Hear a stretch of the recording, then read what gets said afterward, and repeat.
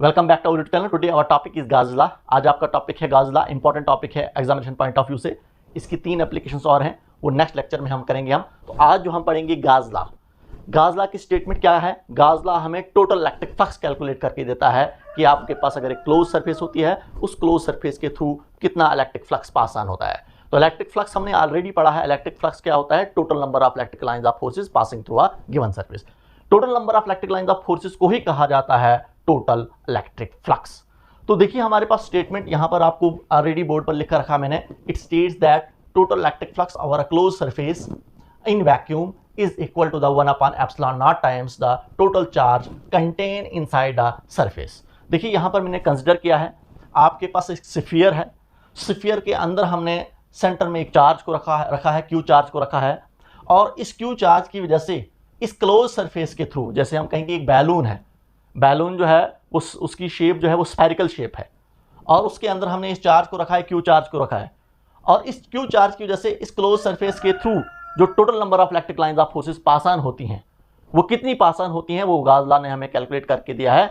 हमें Gauss law ने कहा कि इस क्लोज सरफेस के थ्रू इस क्यू चार्ज की वजह से जो इलेक्ट्रिक लाइंस ऑफ फोर्सेस जो पास ऑन होती हैं, जो चार्ज हमारे पास इस स्फीयर के सेंटर में है, और यहाँ पर हमारे पास क्या है, वैक्यूम है, और इस चार्ज की वजह से जो total number of electric lines of forces जो पास ऑन होती हैं, वो किसके इक्वल होती हैं, वो किसके इक्वल पास ऑन होती हैं? That is equal to the 1 upon epsilon naught times the total charge inside the closed surface। किसके इक्वल होता है? जो हमारे पास इस क्लोज सरफेस के अंदर चार्ज है, जितना चार्ज है, टोटल चार्ज, उस टोटल चार्ज को हमने Q से रिप्रेजेंट किया है, divided by epsilon not. Epsilon not क्या होता है? Absolute permittivity in free space. तो ये जो हमारे पास जो है Q अपॉन एप्सिलॉन नॉट, ये वैल्यू है हमारे पास किसकी? इलेक्ट्रिक फ्लक्स की, जिसको हम फाई ई से रिप्रेजेंट करते हैं। तो फाई ई इलेक्ट्रिक फ्लक्स है। इलेक्ट्रिक फ्लक्स क्या होता है? Total number of electric lines of forces. तो total number of electric lines of forces जो हमारे पास इस गिवन सरफेस के थ्रू जो पास ऑन होती हैं, वो कितनी पास ऑन होती हैं? वो हमारे पास Q अपॉन एप्सिलॉन नॉट के इक्वल पास ऑन होती हैं। ये Q क्या होता है हमारे पास? ये टोटल चार्ज होता है हमारे पास इस क्लोज सरफेस के अंदर। और एप्सिलॉन नॉट क्या होता है हमारे पास? That is absolute permittivity in free space. देखिए हमारे पास एप्सिलॉन नॉट की जो वैल्यू होती है, एब्सोल्यूट परमिटिविटी की जो वैल्यू होती है, वो 8.85 इंटू 10⁻⁻12 कूलम स्क्वायर पर न्यूटन मीटर स्क्वायर। तो this is the value of epsilon naught. तो देखिए इलेक्ट्रिक फ्लक्स जो होता है वो Q upon epsilon naught equal होता है। Q होता है हमारे पास total charge inside the close surface, और एप्सिलॉन नॉट हुआ हमारे पास absolute permittivity in free space. Free space में हमारे पास एयर भी आता है और वैक्यूम भी आता है। तो एप्सिलॉन नॉट की वैल्यू जो अभी मैंने आपको बोला इसके इक्वल होता है। देखिए यही इलेक्ट्रिक फ्लक्स हमारे पास जो होता है वो close integral of E dot ds के इक्वल भी होता है, जो हमने इलेक्ट्रिक फ्लक्स में हमने पढ़ा था कि अगर आपके पास एक क्लोज सरफेस होती है और वहाँ पर हम इन डॉट प्रोडक्ट्स निकालते हैं E और ds का। E हुआ इलेक्ट्रिक फील्ड, इस चार्ज की वजह से जो हमारे पास इलेक्ट्रिक फील्ड, हमारे पास इस क्लोज सरफेस पर इलेक्ट्रिक फील्ड जो होती है। और ds क्या होता है? ds होता है स्मॉल सरफेस एरिया। जो यहाँ पर मैंने इस सरफेस का छोटा सा टुकड़ा पकड़ा है, ये स्मॉल सरफेस एरिया है। ds हमारे पास क्या है? Small surface area. तो E डॉट ds हमारे पास जो है, इसकी जब हम इंटीग्रेशन करते हैं, क्लोज इंटीग्रेशन करते हैं, तो हमारे पास टोटल इलेक्ट्रिक फ्लक्स निकलता है। अगर आपके पास क्या है, ये आपके पास क्लोज सरफेस है। अगर आपके पास एक ओपन सरफेस है, जैसे हमारे पास कोई ओपन सरफेस है, ये हमारे पास ओपन सरफेस है, तो इस ओपन सरफेस के थ्रू टोटल इलेक्ट्रिक फ्लक्स, जो total number of electric lines of forces pass on होती हैं, तो वो हमारे पास किसको होता है? टोटल इलेक्ट्रिक फ्लक्स वो E डॉट A के इक्वल होता है। E हुआ इलेक्ट्रिक फील्ड और A हमारे पास हुआ surface area of this plane surface. ये हमारे पास, अगर हमारे पास एक प्लेन सरफेस है, इसका सरफेस एरिया होगा A, और E हुआ हमारे पास इलेक्ट्रिक फील्ड। तो चार्ज की वजह से जो इलेक्ट्रिक फील्ड यहाँ पर होगी, उस इलेक्ट्रिक फील्ड का डॉट प्रोडक्ट्स एरिया के साथ। तो ये हुआ हमारे पास, अगर आपके पास एक प्लेन सरफेस है, ओपन सरफेस है, तो हमारे पास टोटल इलेक्ट्रिक फ्लक्स जो होता है वो डॉट प्रोडक्ट्स होता है E और A का। लेकिन अगर आपके पास एक क्लोज सरफेस है, तो क्लोज सरफेस में अगर हमने इलेक्ट्रिक फ्लक्स को निकालना होता है, तो हम इंटीग्रेशन करते हैं, क्लोज इंटीग्रेशन करते हैं E और ds का।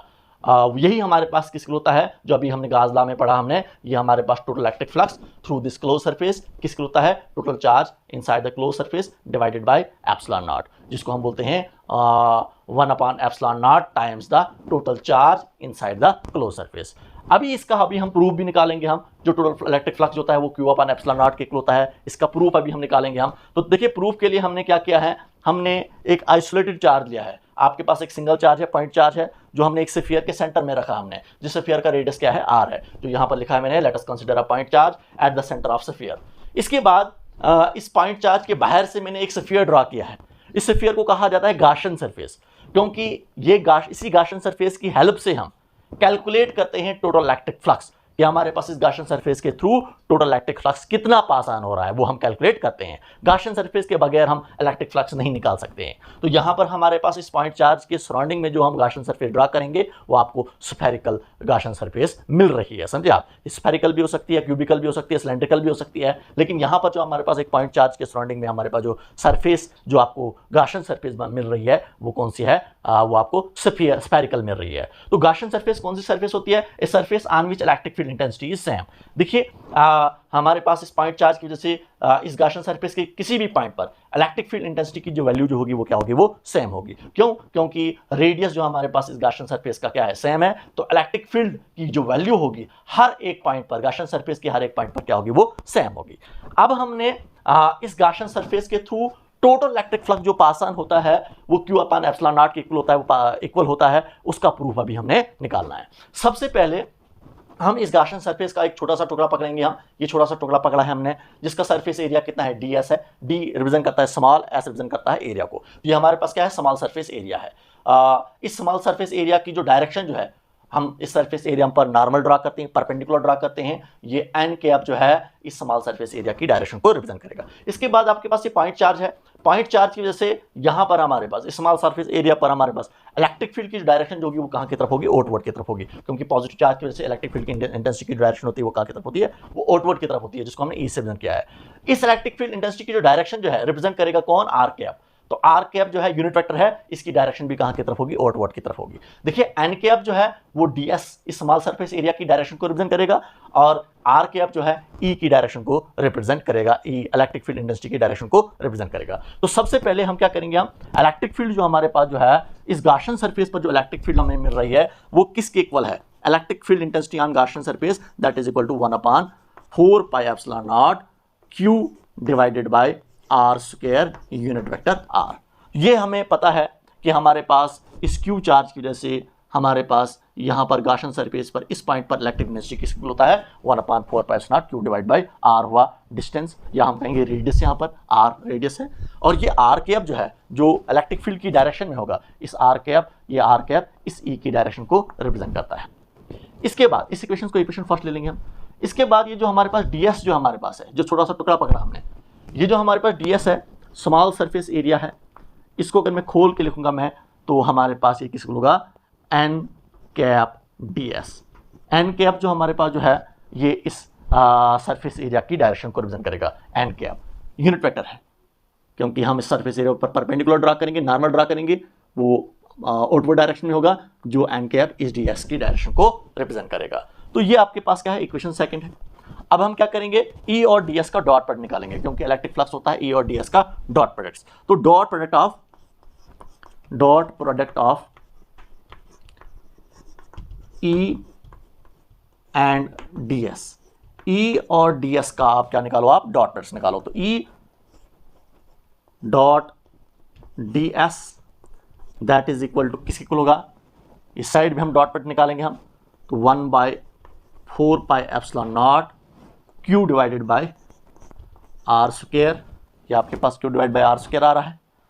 इसके बाद हमारे पास ये ds, इसके बाद आपके पास unit vector r dot unit vector n।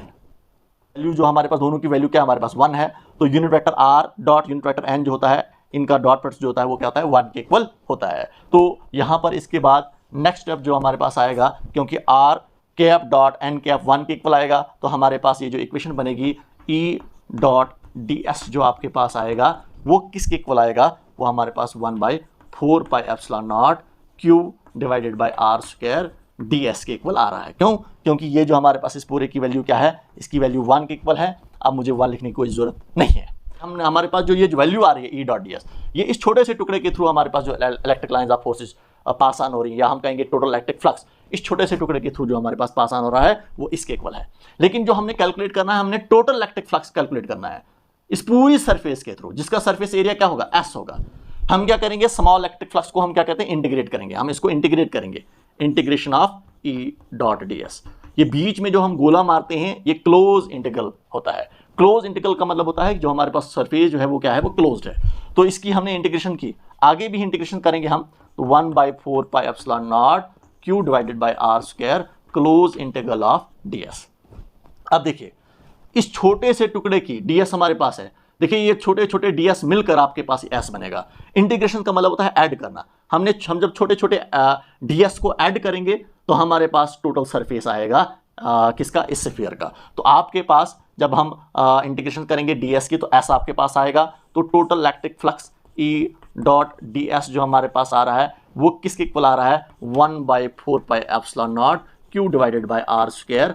सिर्फ और सिर्फ अब s बचेगा, क्योंकि हम इंटीग्रेशन कर रहे हैं ds की। तो ds की इंटीग्रेशन का मतलब होता है ऐड करना। तो ds की इंटीग्रेशन क्या आएगी, s वो हमारे पास total surface area of this sphere.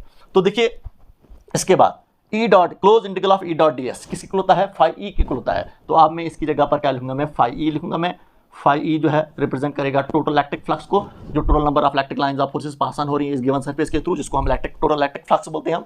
तो दैट इज इक्वल टू किसके इक्वल होगा, 1/4 pi epsilon naught q divided by r square. ये आपके पास आ रहा है। अब s है, s क्या हमारे पास हुआ, total surface area of this sphere. तो total surface area of sphere किसके होता है, 4 पाई r स्क्वायर के होता है। अब s की जगह पर मैं 4 पाई r स्क्वायर लिखूंगा मैं। तो देखिए 4 पाई कैंसल, r स्क्वायर कैंसल। आपके पास टोटल इलेक्ट्रिक फ्लक्स जो आ रहा है फाई E जो आपके पास आ रहा है, फाई E किसके इक्वल आ रहा है, ऊपर आपके पास q बचेगा, नीचे आपके पास एप्सिलॉन नॉट बचेगा। तो q divided by epsilon naught. तो यही आपके पास गॉस लॉ है। तो देखिए q divided by epsilon naught, q divided by epsilon naught, यही हमने प्रूफ निकालना था कि हमारे पास इस क्लोज सरफेस के थ्रू जो स्फेरिकल शेप में है, इसके थ्रू जो हमारे पास total number of electric lines of forces pass on हो रही हैं, जिसको बोलते हैं टोटल इलेक्ट्रिक फ्लक्स, जिसको हम फाई E से रिप्रेजेंट करते हैं, वो किसके इक्वल होता है, 1 epsilon naught times the total charge inside the close surface. अगर हम कहेंगे इस क्लोज सरफेस के अंदर हमारे पास टोटल चार्ज क्या है, Q है, उसको हम एप्सिलॉन नॉट के साथ डिवाइड करेंगे तो हमारे पास टोटल इलेक्ट्रिक फ्लक्स निकला कि हमारे पास टोटल इलेक्ट्रिक फ्लक्स हमारे पास इस क्लोज सरफेस के थ्रू कितना पास ऑन हो रहा है, वो Q upon epsilon naught times के इक्वल होता है। ये हमने प्रूफ निकाला भी। देखिए इसके अंदर जितना चार्ज होगा उसको हम ऐड करेंगे। हम जैसे हमारे पास यहाँ पर Q लिखा हमने, अगर इसके अंदर हमारे पास Q1, हमारे पास बहुत सारे चार्ज होते, Q1, Q2, Q3, हमने इनको ऐड करना था, Q1 plus Q2 plus Q3 divide by epsilon not. या अगर हमारे पास होता Q1 plus Q2 minus Q3 होता, तो हमने क्या करना था, Q1 plus Q2 minus Q3 divided by epsilon not. हमारे पास टोटल इलेक्ट्रिक फ्लक्स हमारे पास निकलेगा, इस क्लोज सरफेस के थ्रू हमारे पास टोटल इलेक्ट्रिक फ्लक्स कितना पास ऑन होगा वो हम कैलकुलेट कर सकते हैं। क्लियर आपको। देखिए टोटल इलेक्ट्रिक फ्लक्स जब हम कैलकुलेट करते हैं, ये जो हमारे पास जो बाहर से गॉसियन सरफेस जो होती है ये किसी भी शेप की हो सकती है। Total electric flux Gaussian surface की शेप साइज पर डिपेंड नहीं करता है। जैसे हमारे पास ये स्फेरिकल है, ये ऐसे भी हो सकता है, और इसके अंदर हमारे पास ये Q चार्ज है, तो यहाँ पर भी हमारे पास टोटल इलेक्ट्रिक फ्लक्स जो होगा, जिसको हम फाई E से रिप्रेजेंट करेंगे, वो किस होगा, Q अपॉन एप्सिलॉन नॉट की ही इक्वल होगा। इसके अंदर इसकी शेप जैसी भी होगी हमारे पास क्लोज सरफेस की, उस पर डिपेंड नहीं करेगा। अगर हमने टोटल इलेक्ट्रिक फ्लक्स निकालना होगा तो टोटल इलेक्ट्रिक फ्लक्स इसकी शेप पर डिपेंड नहीं करेगा। इसका क्यूबिकल भी हो सकता है, इसका सिलेंड्रिकल भी हो सकता है, कोई भी शेप होगी, समझे आप। सिर्फ डिपेंड करेगा इसके अंदर के चार्ज पर, बाहर वाले चार्ज पर भी नहीं डिपेंड करेगा। जैसे बाहर वाला चार्ज हमारे पास Q2 है, अंदर वाला चार्ज Q1 है, ये Q1 चार्ज की वजह से हम इलेक्ट्रिक फ्लक्स निकाल सकते हैं, Q2 चार्ज की वजह से हम इलेक्ट्रिक फ्लक्स नहीं निकाल सकते हैं। तो यहाँ पर जो हमारे पास जैसे Q1, ये हमारे पास Q1 हमारे पास क्लोज सरफेस के अंदर चार्ज है, तो इलेक्ट्रिक फ्लक्स जो हमारे पास आएगा फाई E जो आएगा यहाँ पर, वो Q1 divide by epsilon not आएगा, ना कि Q2 divide by epsilon not आएगा, क्योंकि क्लोज सरफेस के बाहर जो इलेक्ट्रिक चार्ज होता है उसकी वजह से कोई कंट्रीब्यूशन नहीं होता है इलेक्ट्रिक फ्लक्स कैलकुलेट करने का किसी भी क्लोज सरफेस के थ्रू, समझे आप। तो क्लोज सरफेस के बाहर अगर हमारे पास चार्ज होगा, जितना भी चार्ज होगा, उसकी वजह से हम इलेक्ट्रिक फ्लक्स कैलकुलेट नहीं कर सकते हैं। क्लोज सरफेस के अंदर हाँ जितना भी चार्ज होगा उसको हम ऐड करते हैं, डिवाइड करेंगे एप्सिलॉन नॉट के साथ, तो हमारे पास टोटल इलेक्ट्रिक फ्लक्स निकलेगा जो एक गिवन सरफेस के थ्रू पास ऑन होता है। तो ये हमारे पास इंपॉर्टेंट टॉपिक था गॉस लॉ। इसकी 3 एप्लीकेशन है, वो भी इंपॉर्टेंट है। नेक्स्ट लेक्चर में हम वो एप्लीकेशन करेंगे। तब तक के लिए ओके।